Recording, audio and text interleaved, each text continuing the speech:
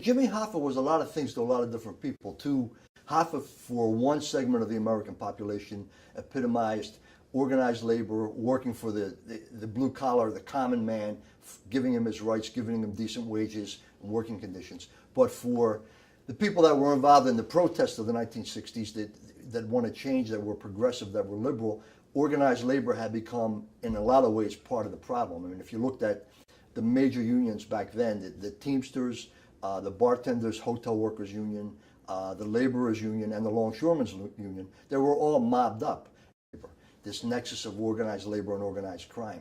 The sons and daughters of blue-collar workers who had gone on to get an education kind of looked askance at all of that. They didn't appreciate what unions really were about. What they saw were unions corrupting the system. And I think Hoffa epitomized that to them. On the other hand, he epitomized the champion for the common man, for the earlier generation of workers. So Hoffa was a fascinating character on a lot of different levels. He became so powerful that I think he got corrupted. And he got in bed with the wise guys.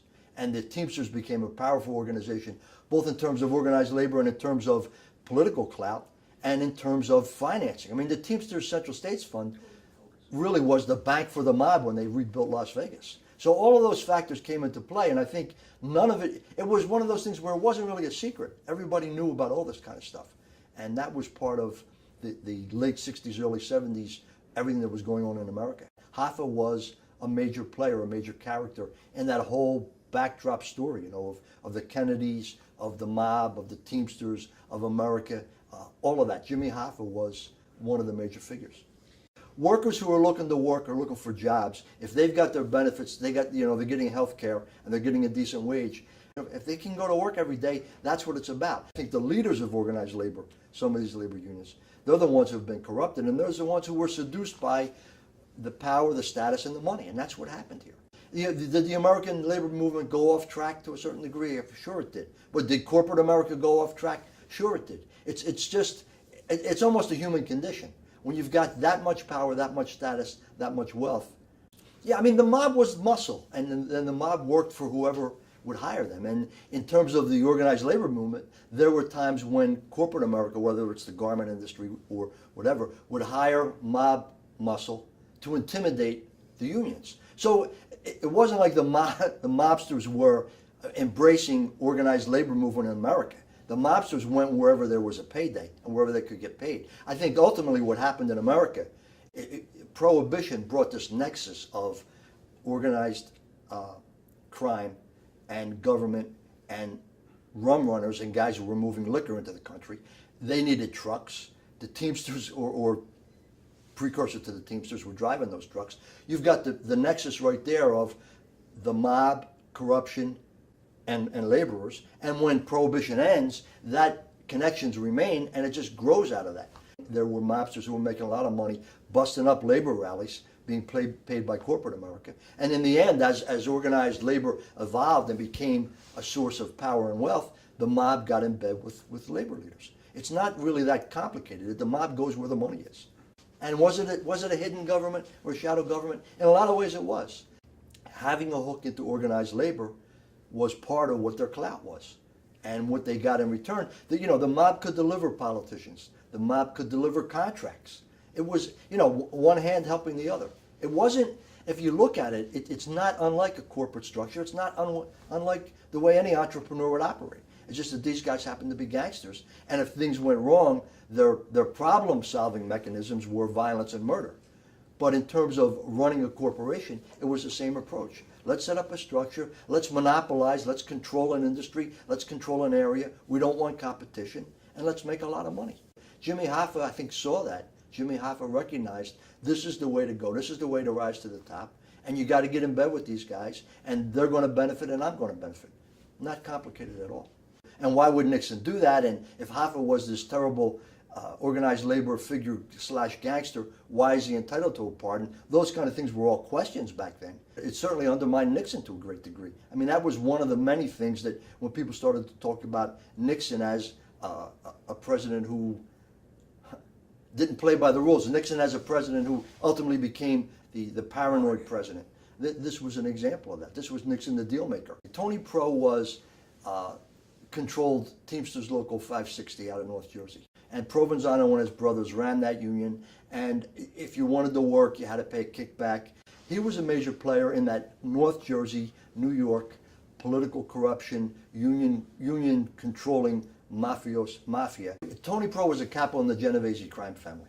And the Genovese crime family, in my estimation, was the most powerful, the most well-run, and the most organized of the 5 New York families. Tony Pro had a temper. Tony Pro could be personable. According to I didn't cover the guy; it was before my time. But according to people I've talked to, he could be personable. He could be friendly, but he also never hesitated to use violence. And that's the way he succeeded in the world that he was in. The wise guys didn't want Hoffa back in power because they were happy with what Fitzsimmons was doing. From Machiavelli, fortune favors the bold. He was going to make a bold move to try to come back. But I think there were just too many players involved, too many people who didn't want him to come back, and he couldn't control all the events and all the players, as he could have maybe 20 years earlier when he was at the peak of his power in the Teamsters union. Russell Bufalino, to me, again, I never met the guy, but he's one of the more fascinating mob figures from that era. Bufalino controlled a small family in the Scranton-Wilkesboro area. Bufalino moved in all the major circles. He was almost a mafia diplomat. He would come into Philadelphia, he would go into New York. He knew everybody knew him, and he was an expediter. And Bufalino was a guy who had a reputation for getting things done in the right way, getting things done in a quiet, efficient way. He was an old-style mafioso, a mafia diplomat, a guy who really kind of epitomized that whole men of honor thing. You don't know much about them; they stay in the shadows. Frank Sheeran, 6'4", Irish, the Teamsters Union in Wilmington, Delaware. He had a reputation as a headbanger, as a mob and organized crime enforcer. He was a guy who would be the guy that Bufalino would go to. He was a guy who my boss Angelo Bruno in Philadelphia would go to. Violence came second nature to him, according to people who knew him. Violence was part of what he brought to the table. He also was a Teamster official, and that gave him access to Hoffa and to the other Teamster leaders and put him at the table. But this guy's up there telling stories, but my recollection is he was totally incoherent. He didn't make any sense. And I wonder if there was something physically wrong with him at the time. When I read the book, I Heard You Paint Houses, I was very skeptical about it, given that I had met Sheeran and said, I don't know that I can believe anything this guy's telling me. As a reporter at Meet the Press kind of thing, I walked away saying, I don't want to touch the story because I don't know where this guy's coming from, and I don't even know if he's totally there when he's talking to me. I talked to guys. In fact, I talked to Danny Provenzano, who's the grandnephew of Tony Pro, and he said, just bottom line, it makes no sense at all. You don't kill somebody and then cart their body across country. Nobody in the underworld is going to do that kind of stuff. So the theory that Hoffa was killed and his body was either buried or incinerated right there in that general area, that makes a lot of sense, just from the mechanics of a way a murder would be carried out. Or you're going to get somebody like Frank Sheeran, who also claims to have been involved in the murder of Joey Gallo, and also claims to have provided the guns that were used in the Kennedy assassination. Well, if those things are true, this guy stayed under the radar for a very, very long time, and it's kind of hard to believe.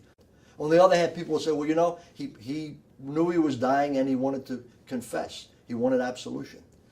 There's no easy answer to any of this, and I think it's part of the Hoffa folklore now, and I don't think we're ever going to know. And these guys aren't always on their game, but when they are on their game and they decide somebody's got to go, they can do it in such a way that we're never going to know what happened. In Sicily they call it the White Death. He's just gone. And on a lesser individual, now Hoffa, his disappearance creates headlines, but in South Philadelphia, guys would disappear and people who needed to know knew they were dead, and for other people, they just weren't around anymore. That's just business. I think there's been enough evidence to suggest that the mafia was somehow connected to the Kennedy assassination. Robert Kennedy went back on a deal that was supposedly cut between Joe Kennedy and the wise guys that the Justice Department wouldn't come after them. And that makes a lot of sense. I mean, if you're going to back a candidate for elected office, what are you going to get in return? Lee Harvey Oswald, who the hell is he? Where's he come from? Where's he get the gun? Was there only one shooter? Bay of Pigs, the mob connected to the Bay of Pigs. It's a rich conspiracy. And then you had the whole situation with Martin Luther King and Robert Kennedy and just America with, violence as a way to protest someone you didn't agree with. And that's not what we're supposed to be about. But it's part of what our history is now. you had Alan Dorfman. Those guys were the front men, the financiers that were able to funnel the money into the projects. And wise guys like Nick Savella out of Kansas City, the guys out of Chicago, the outfit out of Chicago, all had a piece of the casinos that were built. One was getting the building, physically getting the building built. You know, you need financing to do all of that. So that's where the Teamsters Central States Fund came in. They provided the financing because these guys couldn't go to a legitimate bank and say, hey, I'm Nick Savella, I need to borrow $40 million to build this casino or whatever. The other part of that is once the casinos are up and running, then for 10, 12 years, there was this major skim going on where money was taken off the top before the earnings were reported. The number varies from 12 million to 20 million a year, from 6 casinos to 10 casinos, however many. A lot of them were prosecuted. A lot of the guys who were involved in this were indicted and went to jail. But it was all about cooking the books. Chicago, Cleveland, Kansas City, they would whack the money up depending on which mob families had a piece of that particular casino. And then the mob basically used those casinos to launder money or to steal money. That's what it was all about. Someone literally got away with murder here. And that's always fascinating to the American public. America has always been fascinated with the outlaw, whether it's Billy the Kid, Jesse James, or Al Capone or Don Corleone. And the mafia's involvement in the Hoffa situation has added that veneer to all of this. But literally, you could argue it's the perfect crime. Somebody got away with murder.